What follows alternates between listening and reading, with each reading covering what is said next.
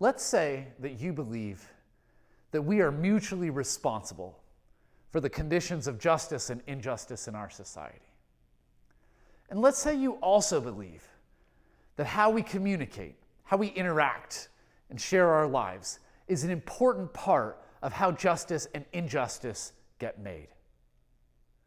But even if you agree with both of those things, when we are in the face of a social justice issue,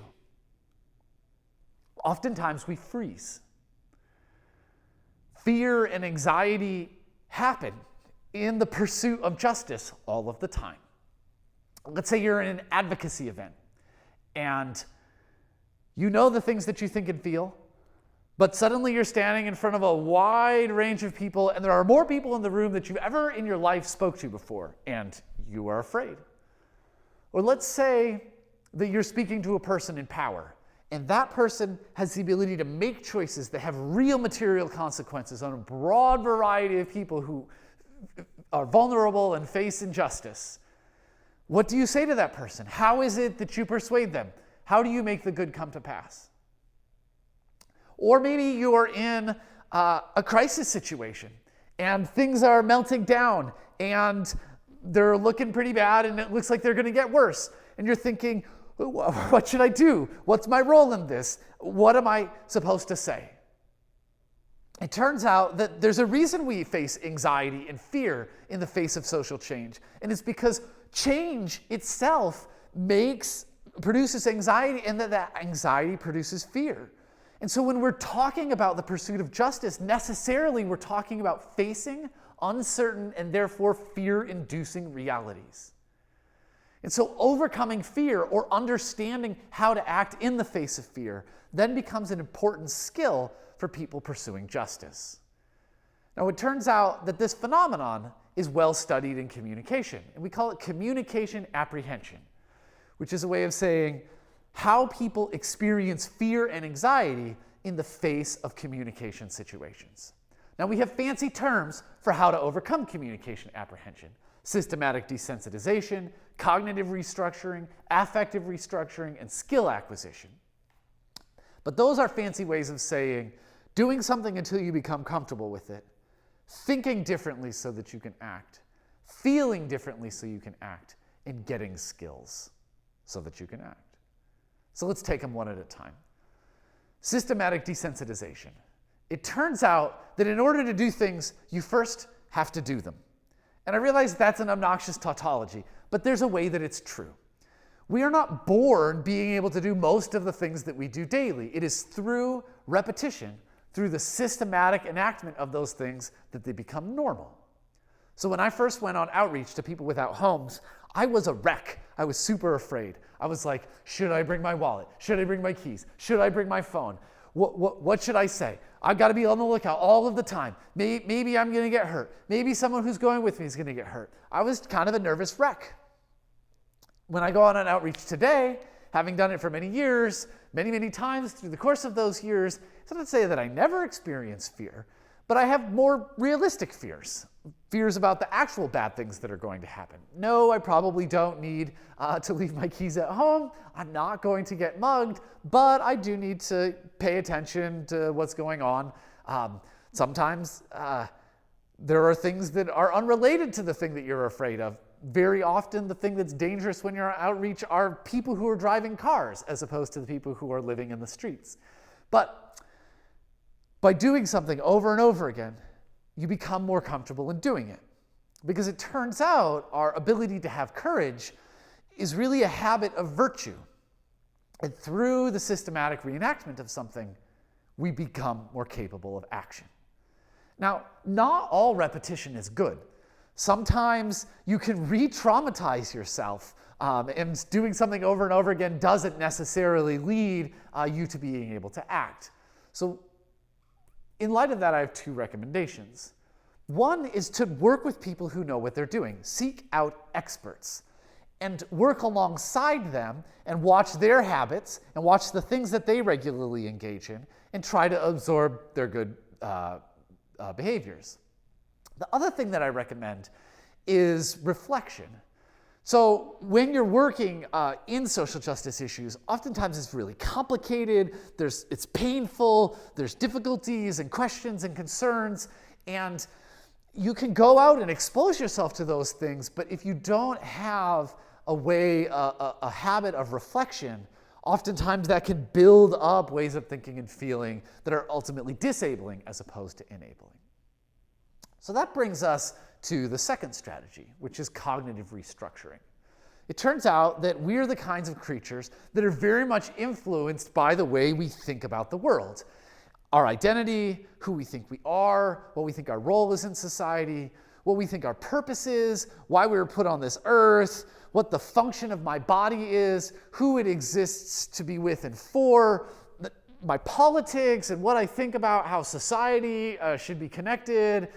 All of those things influence what we choose to do and not do. And our fears are ultimately rooted in part in our ideas.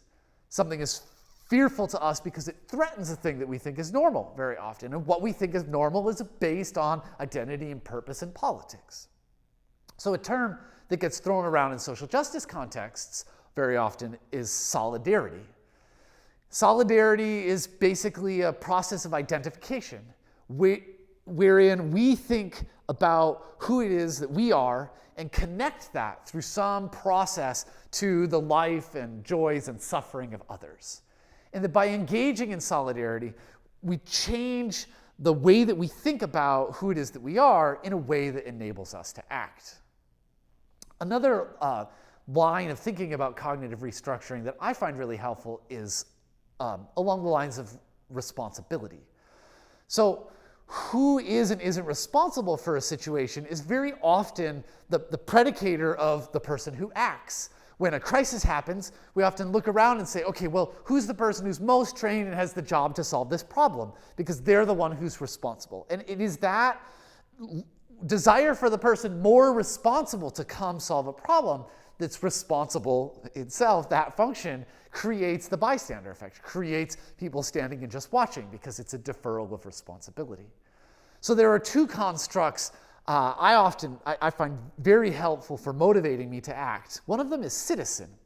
So I like to reflect on the ways that as a citizen that I am an equal constituent of the democracy in which I live, which is a way of saying that I am part of the government, and I am in part responsible for all of its successes and in part responsible for all of its failures. And when I look out at society and I say, I wish this were different, part of being a citizen is being able to identify those things that I can make a meaningful change and act upon.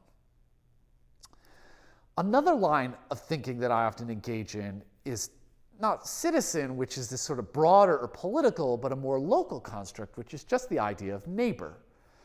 So we do things for our neighbors, and we have certain responsibilities for our neighbors. And I try to have as inclusive of a notion of neighbor as possible. So not just the people who I talk to, and not just the people who own or rent houses, but sort of all of the people in a place.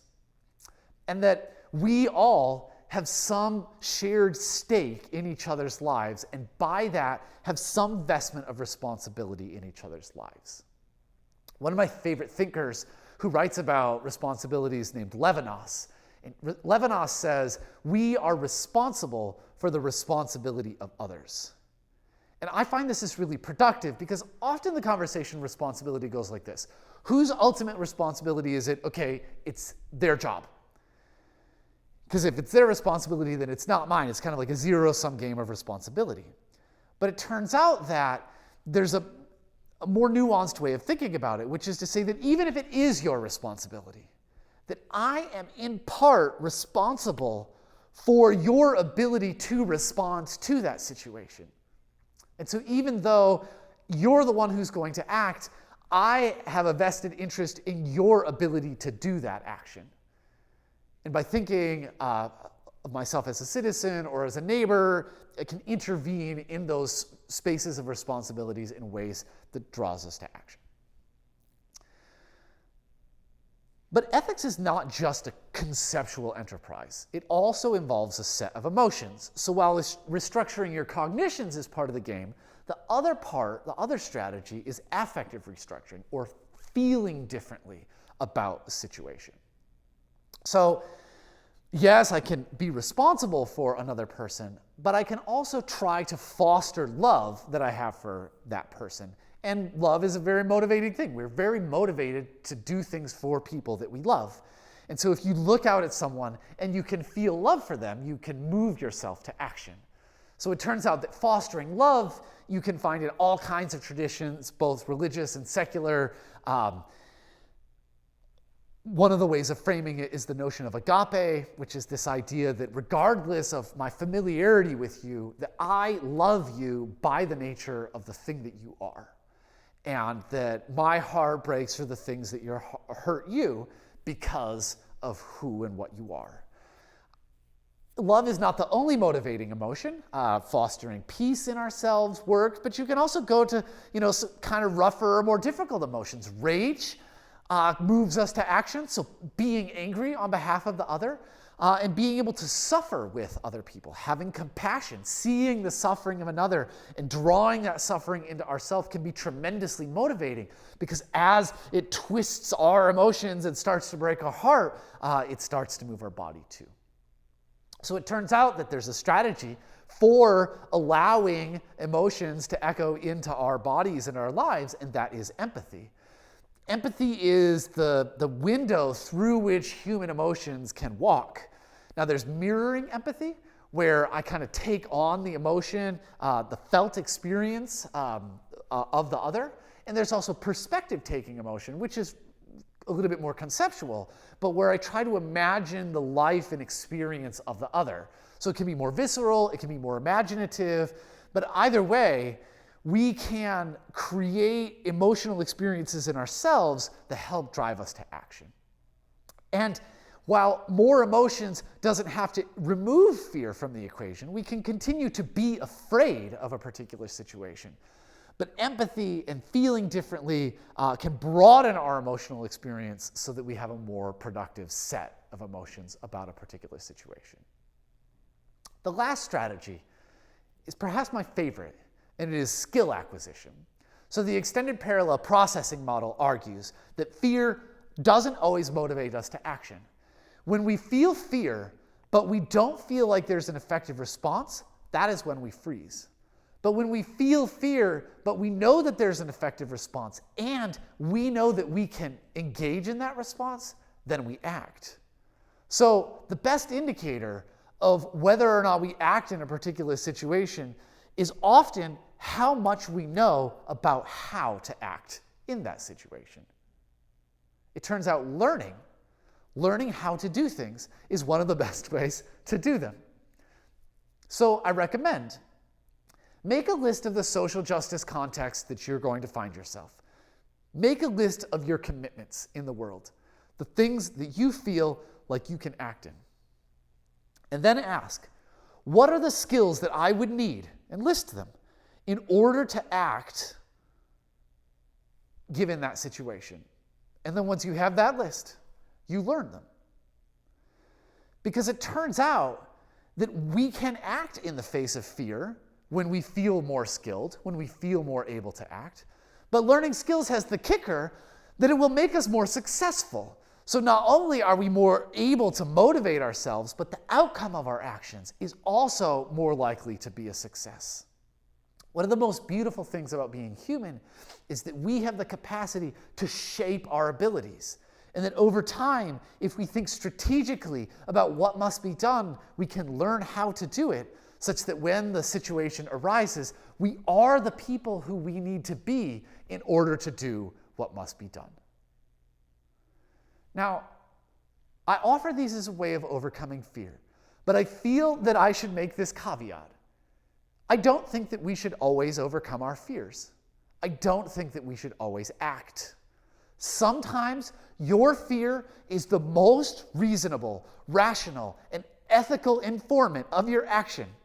And that given the structure of your moral universe, what you should do in a difficult situation is leave, run, get out of there.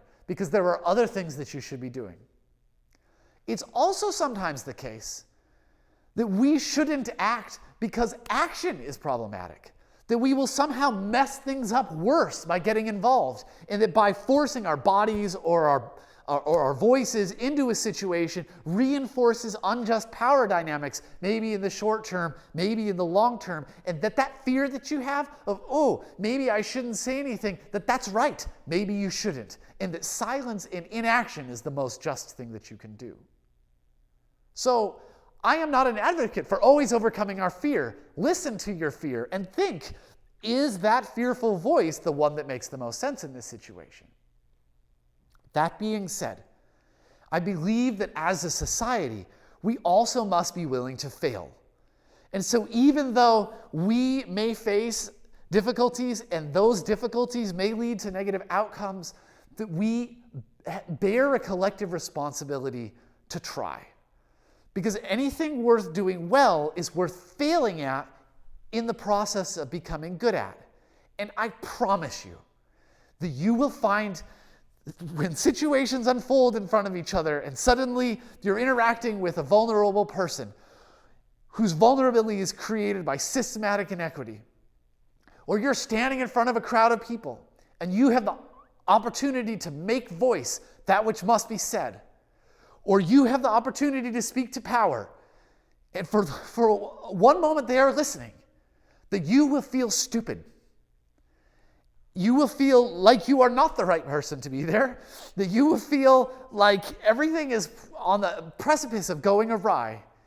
And I promise you that if you do this regularly, day in and day out, that you will fail. You will make an ass of yourself. You will do the wrong thing. But it is worth failing at because it is worth doing well. Because if I had to make a list of all of the things worth doing well, high on that list would be how to communicate with and on behalf of others so that the good can come to pass.